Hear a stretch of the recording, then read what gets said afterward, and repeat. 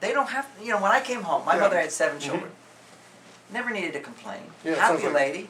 I may have had the same mother, by the way. Extremely low expectations of my dad. All she needed was him to have a good job, come home and be nice. I'm curious about something. I've noticed with women, when they get married, suddenly their whole attitude seems to change about a lot of things. Yes. Is that all tied to the same issue? It's tied to modern women. It isn't just a relationship issue? Not the old-fashioned women, but the modern women. But what's happening to modern women is they have a whole new set of expectations of what men should do and be. Exactly. For example, women complained to me as a therapist for 30 years. He's not romantic anymore. Well, that's Mars on ice. If you go to an indigenous country, women would never complain a man's not romantic. They don't care. That's right. There's a reason. Why do modern women want romance? Why do these indigenous people not? The next complaint that women have, the biggest complaint, is he doesn't communicate. He doesn't listen. He doesn't talk. Whatever it is. So it's the not communicating. Go to an indigenous culture, ask a woman, do you have a complaint that a man's not listening or talking with you? They go, no. They could care less about talking to men. Now, I would find that communication is probably the #1 problem in relationships that they seem to exhibit. Okay? Yes. And you actually put it as #2, which is interesting. No, romance. But see, as soon as they get to you with problems, they've already given up on the romance. Ah, that's true, because they're coming looking for a soulmate. There you go. Right. I love how you put this together. This is great. Okay, so these are the 2 big complaints. And then when they give up on the communication, then the next complaint emerges in them that you will not see in an indigenous culture either. And that is he doesn't help around the house. Right. Okay, he's not doing the domestic duties. You go to Africa, been with all these indigenous people. Women do not want men doing any of their jobs. Women have their jobs, men have their jobs, and the way they connect is pretty much with sex and make babies. Otherwise, they have their separate worlds. Right. Now, am I saying people should do that? No, that's not what I'm saying. Don't get the wrong idea. But what I'm explaining is how we've been on this planet for a long, long time. Our hormones are suitable for women doing, when women do domestic things, when they're not rushed, when there's not competition, when there's tribal activities, when there's cooperation, when there's collaboration and communication. Women all speak their own little language. When you're doing all those kinds of activities throughout the day, your body is constantly making oxytocin. Men don't run out of oxytocin. Women run out of it extremely quickly. Stress, oxytocin goes down. Can I add one factor? I find that women are also very concerned about security. Oxytocin is the trust hormone. Okay. So when oxytocin goes down, you don't trust anybody. When you feel with somebody you can trust, your oxytocin goes up. What I get a lot is there's such a strong focus on the security. They tend to complain about. So I've determined it was security. But that's a key word. That's right. They come with this complaint. My husband doesn't apply himself anymore. He's not doing what he should be doing. He just sits around. Mars on ice. Right. And he should be out doing this or that. And I asked him this question: is he doing what he wants to do? And the answer is usually no. The husband isn't doing what he actually wants to do to begin with. Could contribute to the problem in a different doing direction. What you want to do, again, I want to point out, doing what you want to do is, desire is testosterone.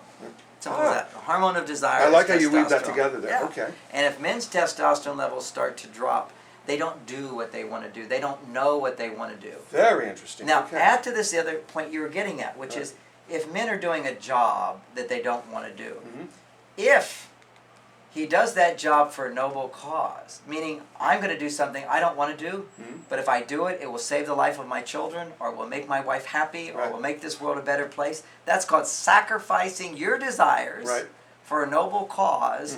That produces massive testosterone. Interesting. And men stop sacrificing for their wives, and that's another reason their testosterone levels drop. And the reason they may still be sacrificing, doing some job they really don't want to do, but it doesn't feel like a noble cause anymore because he doesn't feel that it makes her happy. See, my dad went to some job he didn't like, but he was a pretty happy guy because his wife, my mother, was so appreciative that he went out and did that stuff that she didn't want to do so that she could be with the kids and have somebody to help her and have a country club down the street. You know, we were well-to-do, not super rich, not poor. So my mother had safety, security, help, didn't have to rush. And it was a different, she had it all. And she didn't have the world we're in today. A woman can have all that today and it still doesn't work. Because you know what she did with her boys? Let me finish this point. Yeah, can you with take the any boys, of those away? all she had to do was say, in the summertime, go and play. And we could go out in the neighborhood, it was safe. And she'd ring the bell when lunch was ready. And she'd ring the bell when dinner was ready. Today, women have to cart their kids around, drive, urgency, rush. Urgency, sacrifice, and emergency all stimulate testosterone but lower oxytocin. So women can't make oxytocin in a situation of urgency and emergency. Now normally, if my mother saw the kitchen needed to be cleaned, and she had plenty of time and plenty of energy, she'd be happy to clean it. She liked it. You say to women today, no, I don't want to do it. No, wait a minute. He said his mother had 7 children. In my family, she would just pick one of us to help out. Well, we helped out too. But she was, you know, you thought she just picked you, but she was doing a lot of stuff. I seem like I did everything. Nobody knows how much a mother does. The mothers do unbelievable. See, their brains are designed to never stop thinking about what needs to be done. But here's the variable I wanted to ask. Given those different things that affect it, Yes. Can you just take away one of them and it makes a difference? Or do all of them have to be affected? Take away one of what? Like the romance, the person is interested in me, or the health, or the stress. It's kind of a sliding scale. So all of them affected. They're all part of the Independently picture. or One's together? more important than the other. Okay. So you see, I'm more interested. I want people to understand the problem, and then the solution is the key to it. Right. So, you know, if a couple is no passion, and women will say, oh, if a man does the dishes, it's such a turn on. I say, yeah, a few times it will be a turn on because it's something new.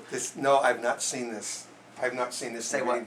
That if they do the dishes, it's a turn on. That's right, it does. And women all say it, they all Yeah. say it, and a few times if he did it because it's out of the ordinary. But then as soon as he starts doing dishes, she'll expect it of him, and that's it. And the truth is, if he's doing all this domestic stuff, he won't rebuild his energy. Right. So the priority for men, and this is proven, work hard, come home, and rest. Take time out. I called it cave time in my Men Are From Mars book. Oh, good. And every man needs to do it. Most men instinctively do it. It doesn't mean he's not interested in her. It means his body needs to rebuild. Now, then he can come out of the cave, have energy to help out and so forth. His testosterone levels rebuild while he's sitting on a couch or doing some hobby or something he enjoys doing that has nothing to do with her. And she has to respect that, right? Just respect that. Give him that room and he'll come out of the cave. But if he comes out of the cave and you give him a hard time for it, or while he's in there you give him a bunch of looks, he doesn't get Or the moment he opens the door, right? when he comes Sure, out, you're yeah. happy to see him. Yeah, the moment he comes home, she'll have work for him to do or something else to do, yeah, right? and a list of complaints. You know, instead of like, Exactly, oh, good, exactly. you know, she needs to. Women don't get it. They just think Right. they don't understand that men have a whole different way of recuperating. Men don't understand about women. Let me be fair with women Yeah, here. that's interesting. So what happens with women is if I want to immediately start increasing oxytocin in women, the most powerful way is to learn communication.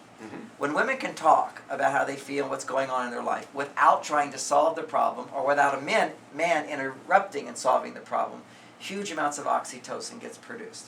Right. I try to get them to express themselves. That's right. If Same they thing. express themselves and they feel heard. See, when I talk, particularly I'll pretend to be a woman for a moment, and I'm telling you, oh my gosh, today was such a traffic jam, and I called so-and-so, and they didn't do this, and I was trying to get to this, and Lawrence still has a stomach ache, and Carol was doing this. Oh, save it. They have all that. See, this is their day. Right. This is what's going on in their life. If they can't share that, communicate that to somebody, all that stays inside. So they build it up. They just separate. It's like she knows you don't know what she's going through. When the man in her life doesn't know what's going on inside of her, she feels more and more separate from him. And the more separate women feel, the more untouched, the more unheard, and the less special. Okay, these are the key things. Right. Romance creates special, communication allows her to feel touched and heard, as well as physical affection. These are all major oxytocin producers. I call them super oxytocin. Maybe it's as important as touch. It's more important Feel to that they're touch touched the inside. soul, Right, like you're exactly. saying. Like when you do a reading Right. of a woman, it's a massive super oxytocin producer for her. Yeah, you that's can actually because- see the energy Because glowing, she changing feels around seen, them. Exactly. she feels heard. That's why fashion is so big for women. 90% of fashion. I tend to is use the women. word appreciated. The real them comes out like in reading, and I think that's sort of what they want to share with the husband. And I think when they let it build up all day long, and the husband comes home, they share the result, the boiling point effect. That's right. They don't know what they've been going through all day. That's right. Right. That's right. And So for they're not women- really in touch with them. So when a woman talks about what's inside of her and brings it out, what's really happening is he's going in her. See, I mean, women are the vagina. Men, men go in. We're designed to do that. To go in doesn't mean for me to share about my day. It means for me to hear her day. Because when I hear what she's feeling, I'm going into her world. Which is sharing. Which is sharing. We're both sharing her world. It doesn't have to be going into the man. We don't have any place to go in. We're designed. It goes in this part, it comes out this part. But we got ears or whatever. But Right. this is how we go into a woman's world. Right. The most powerful way to touch a woman's soul is to hear what she's going through, to know what she's going through, where she feels understood, to whatever extent a man can. Now, a man can never fully understand a woman because we don't have the same hormones and whatever, but we can try. And You it's know, I that think the effort trying is the key. is the key. And Exactly. so, like, one of the trying. best relationship skills, like I learned in my own marriage, is my wife used to get frustrated, and I'd say something. She says, "No, no, you don't understand," and I'd say, "Yes, I do understand." It's a killer. It will ruin any conversation for a man to say, "Yes, I understand," Right. because we don't. If she says you don't, you don't. Right. And I would try to argue, "I do Right. understand." So now I go, "You know, you're right. I don't understand, but I will try." Now, this is curious, because I usually get this from men, by the way, that they say that the wife doesn't understand them. Well, the So wife, this is going on both ways, well, right? but as a therapist and being for the one who reaches everybody, and Right. the most common complaint women have is that men don't understand, men don't listen. Now, once a woman has complained to her husband, "You don't understand me, you don't understand me, you don't understand me," guess what comes right out of him?